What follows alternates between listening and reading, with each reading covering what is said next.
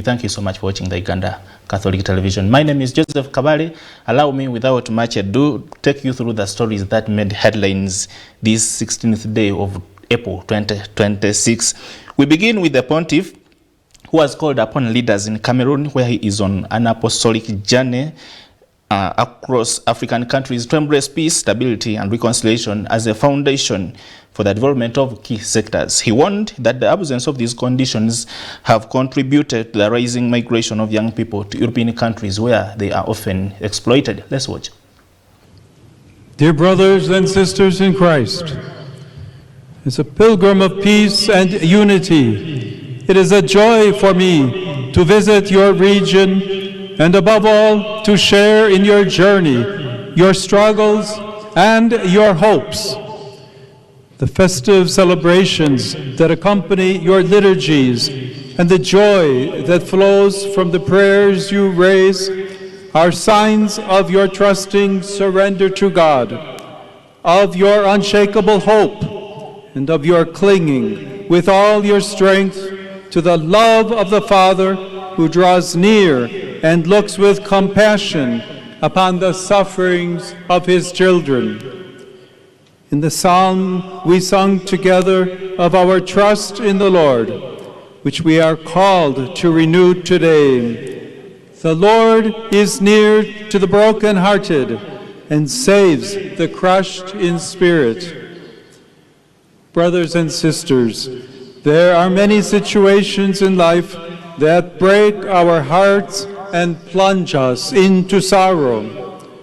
Our hope for a future of peace and reconciliation, in which the dignity of every human person is respected and their fundamental rights guaranteed, is continually disappointed by the many problems afflicting this beautiful land. These include the numerous forms of poverty, which even recently have affected so many people amidst an ongoing food crisis. There is moral, social, and political corruption, seen above all in the management of wealth, which hinders the development of institutions and infrastructure. We see also the serious problems affecting care systems, as well as large-scale migration to foreign countries, particularly of young people. Added to these internal problems, which are often fueled by hatred and violence, is the damage caused from outside by those who, in the name of profit, continue to lay their hands on the African continent to exploit and plunder it. All of this can make us feel powerless and diminish our confidence. Yet this is the moment to change, to transform the story of this country. The time has come, today and not tomorrow. Now, the future, to restore the mosaic of unity by bringing together the diversity and riches of the country and the continent. In this way, it will be possible to create a society in which peace and reconciliation reign.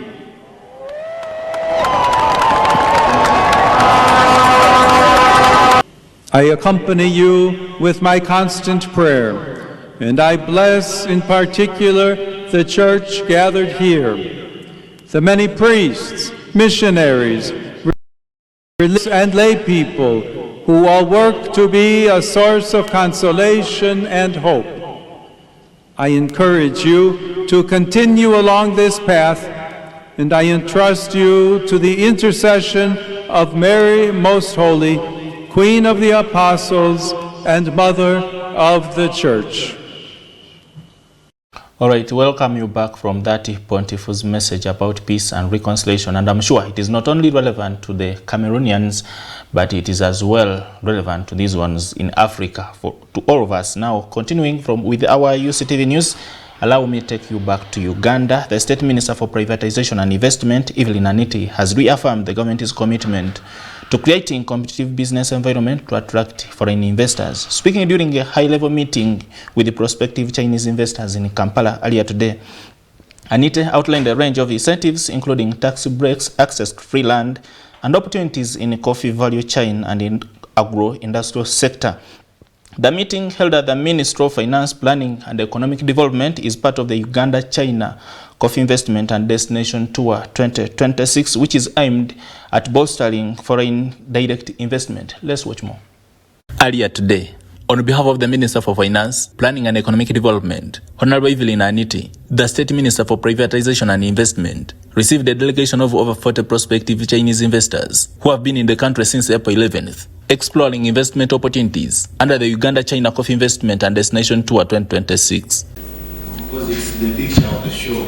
The delegation is being hosted by Uganda's ambassador to the People's Republic of China, Oliver Oneha, who stressed that the visit is aimed at giving the investors first-hand experience of Uganda's potential, particularly in agro-industrialization and the coffee value chain, to encourage long-term investment. These investors, they are here to see, to hear with their own ears what Uganda has to offer in the area of investment.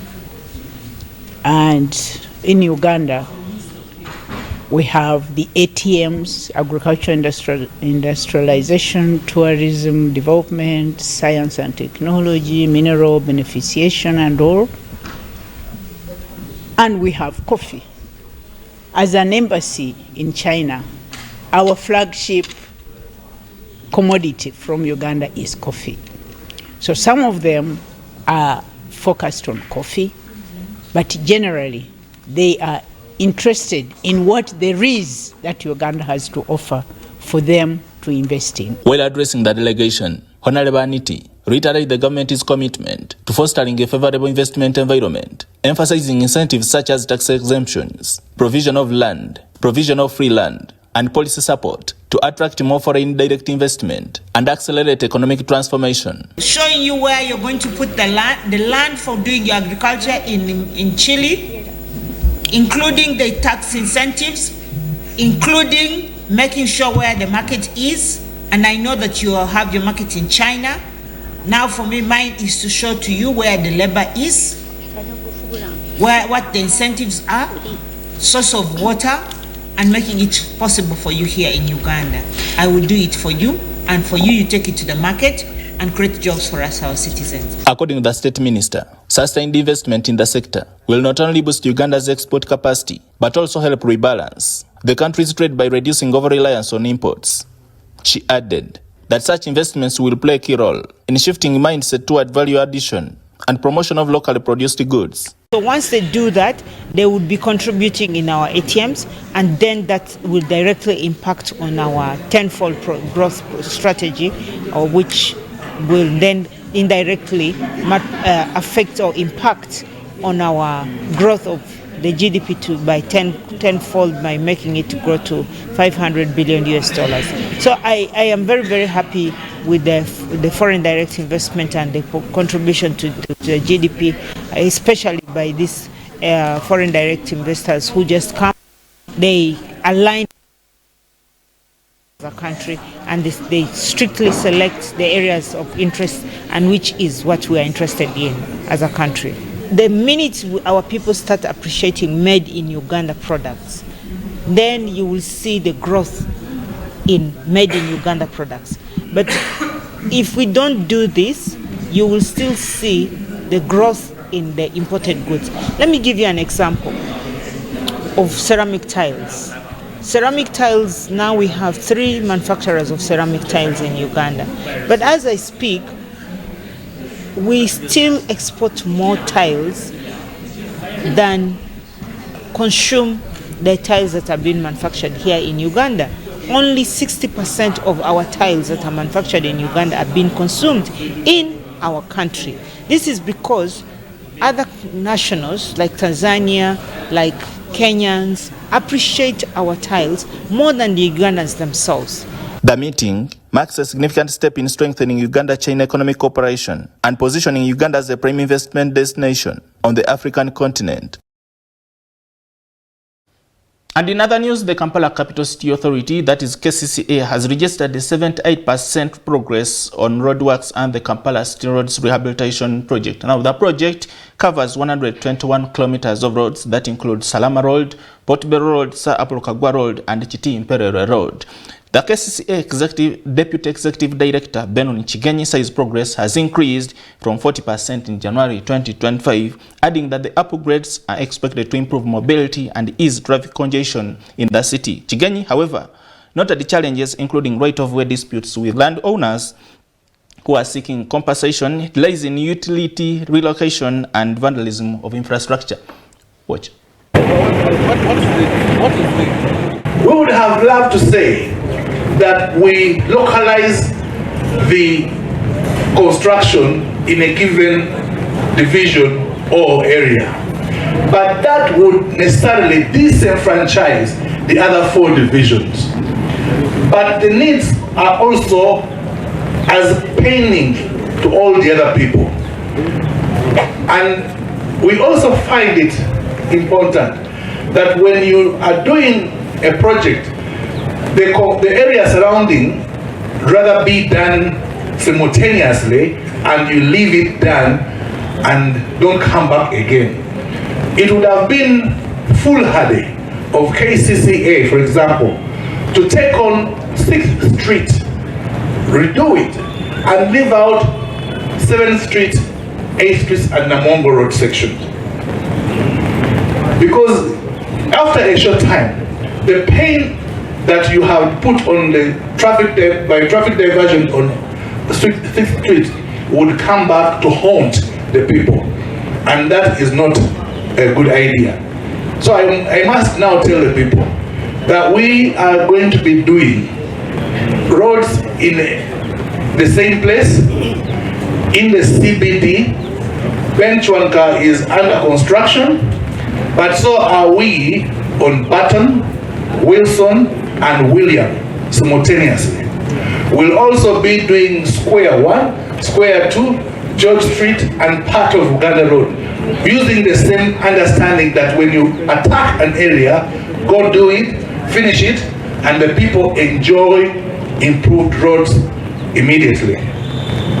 That is why we are having a construction site in all directions of Kampala, because the need is very grave and calling us. Are we going to have another Chikwekweto about our brothers who are putting poles all over? No. We have asked the Uganda Communications Commission to enforce the network providers to give up the idea of being on those poles. Cabinet has already directed that this is the way, and therefore it remains an assignment from the Uganda Communications Commission to ensure that they regulate this fact.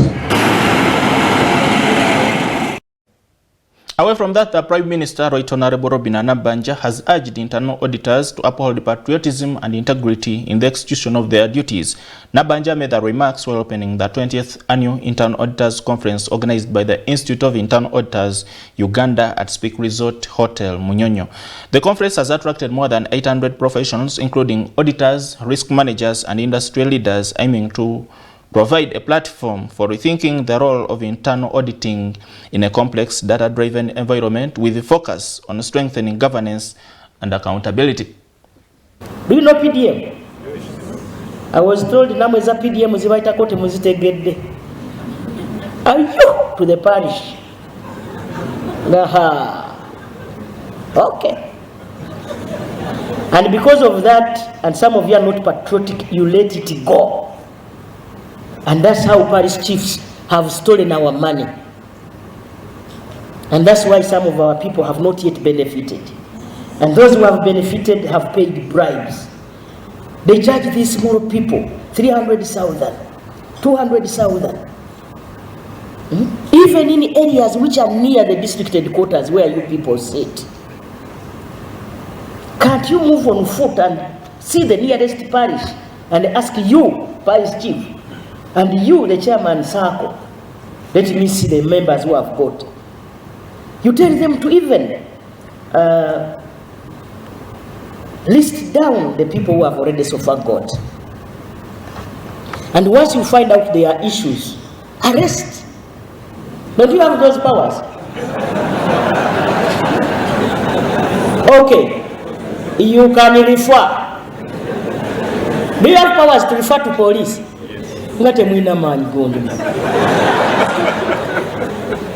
I thought you were very powerful people. You cannot talk about socio-economic transformation without motorable roads. So you know what they do? When they get 1 billion, they put this money at the petrol station. They are buying the fuel. And once they put it there, they ask this man to go and collect all of it. They sit in the cow's office and share it.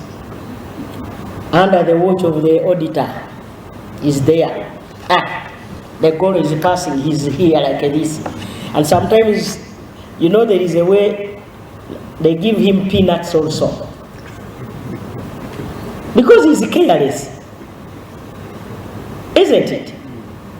And that's how we have failed to give our people socio-economic transformation. Nyamuguza is a bridge that connects Kakumiro to Mubende. They told me there is no money. I said, but how much? 16 billion. I said, Vanange. The fact is, there was no way we could have a supplementary to have that done. Then inside my heart I said, but 16? Let me ask my district. We can use communal approach and we have this done. The district engineer, I don't know whether Kakumiro is here, said, right honorable, this can only be done if we are given 8 billion. 8 billion, it is also too much. Now what do we do? The district had been cut off. Then I called one of the contractors who were on the road, CCC. They were working on Kakumiro Mubende Road, but they had come to do some spot improvement on the road. I took that engineer. Said, but this can be done by using 3.6 billion. That was also too much. Then I said, what do we do? I now said, let me do this bridge myself. You know how much I used? 420 million.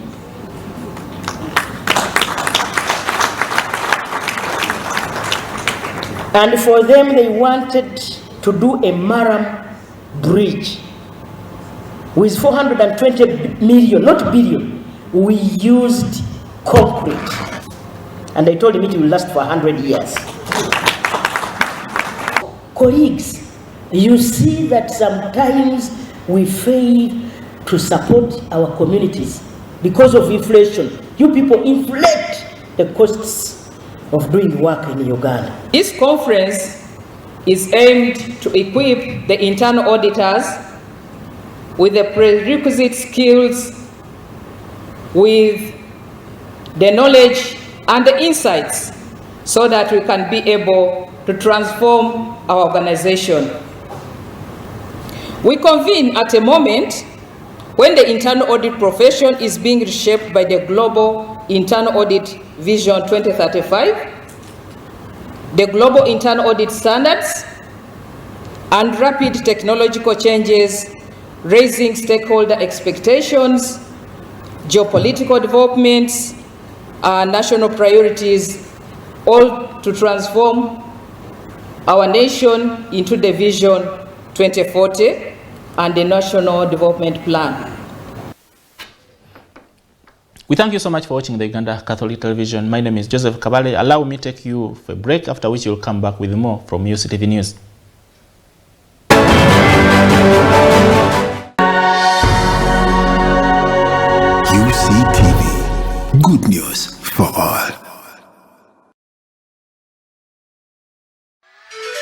At Centenary Bank, we know that agriculture is more than just a livelihood, it's the heartbeat of our nation. That's why we've created the Centenary Bank Agricultural Product Suite, designed to meet the unique needs of every farmer. From planting and nurturing to harvesting and selling, our products are tailored to your needs with flexible repayment plans, grace periods, and cash flow based on loan structuring. At Centenary Bank, we are committed to turning your hard work into lasting success. With us by your side, your produce reaches the market and your dreams become reality. Visit any of our nearest branch today or call our toll-free line 0800 200 555 or 0800 335 344. Centenary Bank.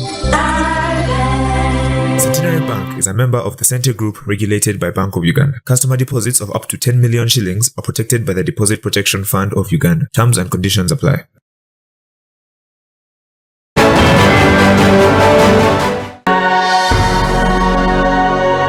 UCTV. Good news for all.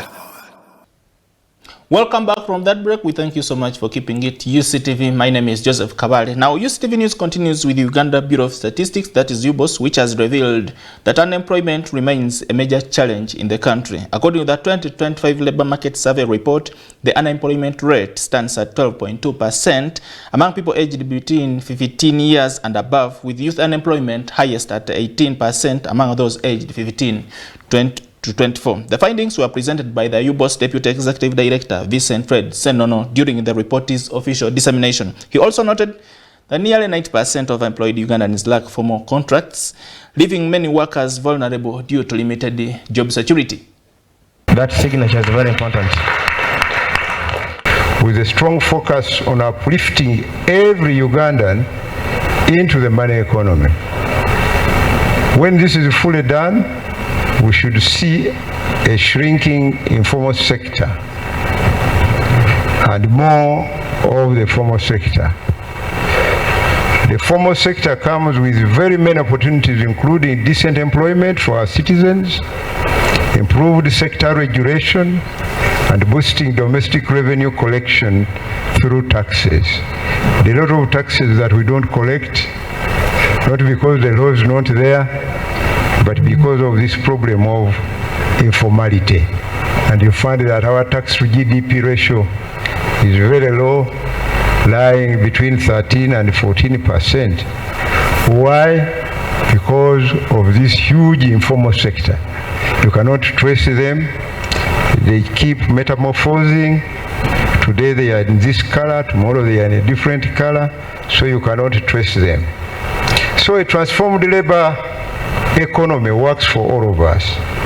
It is the principal reason why the NRM government has rolled out multiple programs such as Operation Wealth Creation, mainly to incentivize the dominant agricultural sector through value addition. The parish development model, which is an inclusive strategy, EMYOGA, youth, vocational skilling, etc.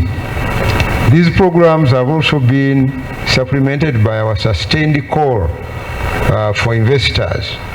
We may all notice the local investment agenda has yielded results through establishment of commercial industrial parks across the country.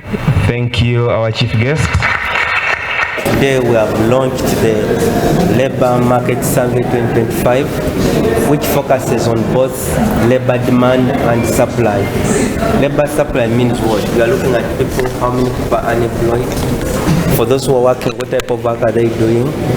And also look at their age groups, the youth and adult. So one of the key findings was that the unemployment rate, or the people who are without work, available for work and look for work, we have 12%, which means that 12 out of the 100 people who are aged 15 years and above are looking for work. The State Minister for Lands, Sam Mayanja, has intervened in a long-standing land dispute involving 23 acres in Ocheng, one village, Nansana division, that is Wakiso district, following complaints from the family of late Daudi Ocheng and more than 200 occupants who claim to have legally purchased portions of this land. Now, Daudi Ocheng served as the opposition chief whip from 1965 until his death and was instrumental in the coalition between Kabaka Yeka and the Uganda People's Congress that led to Uganda's independence. One of the deceased's daughters, Linda Ochieng, says the land was inherited through their late mother and insists that the occupants must either formally purchase it from the family or vacate. The intervention comes after the deceased's daughters petitioned the president alleging that their land was sold without their knowledge by a one Charles Lulio Balaba. Let's watch. After the death of Daud Ochieng on 1st June 1966, the land equivalent to 120 acres was surveyed and distributed among the beneficiaries, including the complainants, as being also the daughters of the late Daud Ochieng, and received 23 acres as their share. Njogera ku Madam Linda ne Joanita Ochieng. The family of Daud Ochieng, led by the complainant's mother, Namoli, and their legal advisor, Kavuma Kabenge, in conjunction with Linda and Joanita Ochieng, who at the time were abroad, decided to sell their land to a one Charles C. Lulio Balaba, and the mother title was availed for subdivision of the land to get his 23 acres of land transferred to Charles C. Balaba Lulio on 25th of September 2006 at 4:35 p.m. and was issued to Charles Lulio on 4th Jan 2007. Prime Minister, ekyo kye kitulaga nti era ndowooza gojja okusalawo eggulu lino naye bombi babyapa. Naye nga ffe we twali maaso awo nja kukulaga ffe due diligence twagikola bulungi n'obukakafu era tubulina era ffe wano wetuli mu butuufu. When Lulio was trying to subdivide his estate, a one Tofrida Ochieng, one of the daughters of Daud Ochieng, ran to lands and put a caveat on the entire land in suspicion that Lulio would take all 120 acres until the Ochieng family agreed with Lulio that he would stick to 23 acres that he has bought that belonged to Linda and Joanita Ochieng. Then the caveat was removed, thus Lulio continued to sell the land to willing buyers without any interruptions. This land, under the administration of Wakiso Land Board, is the proprietors of Joanita Ochieng and Linda Ochieng. That the sitting Vivanja holders now in occupation and are in possession and have done different developments on that land have a right of occupancy.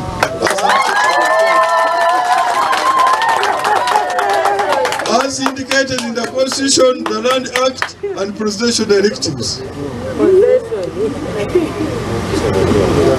That since the Vivanja holders wish to get titles to their land, they must go through a regularization process, which Wakiso District Land Board must recognize and allocate to them titles. To come when now we protect them, protected. Na ye mwetaga ngaba muri mu urban center wano kuba n'ebyapa ng'ebyapa ebyo bibaweereddwa si ye kubanga ye tasobola kubawa leasehold title. Ebyapa ebyo nga bibaweereddwa Wakiso District Land Board nga biyise mu process. So process eteeka nga buli gamba totunda nga bwe ndabye ekyapa kino kundi bagamba nti yakigula lease tegulwa.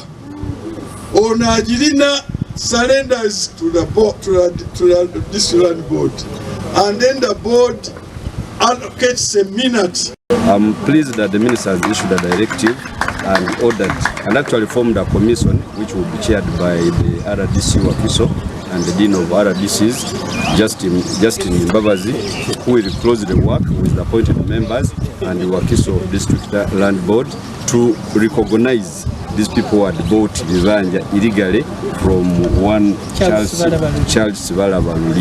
So what the ministers directed, I think, will be affected when the commission starts its work. And this commission, which has been formed, will be in place for 2 months, where each of Chivanja holder, Chivanja owner, will get a land title.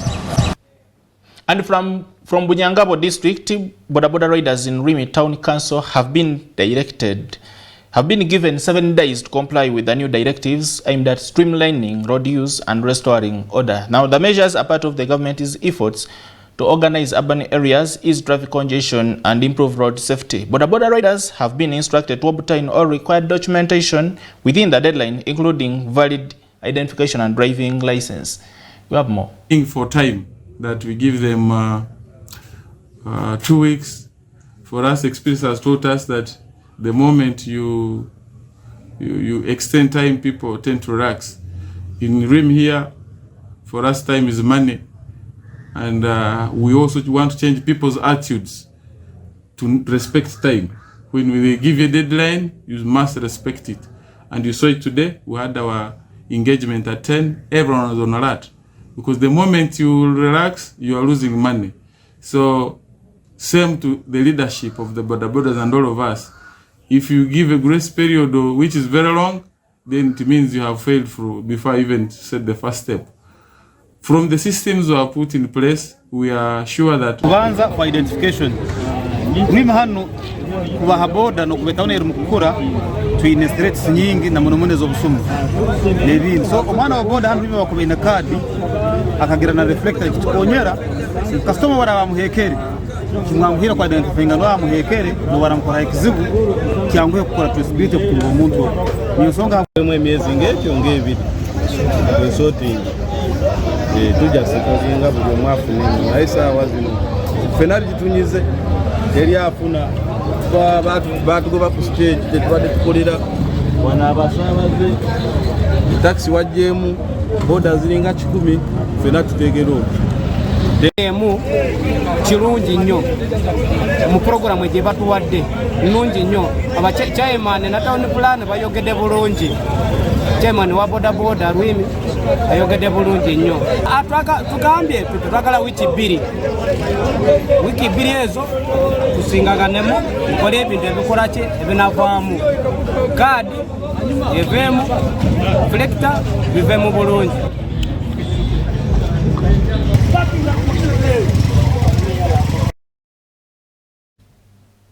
Well, and that is all we gathered for you from our local news stories. We thank you so much for watching the Uganda Catholic Television. Allow me to take you for another break.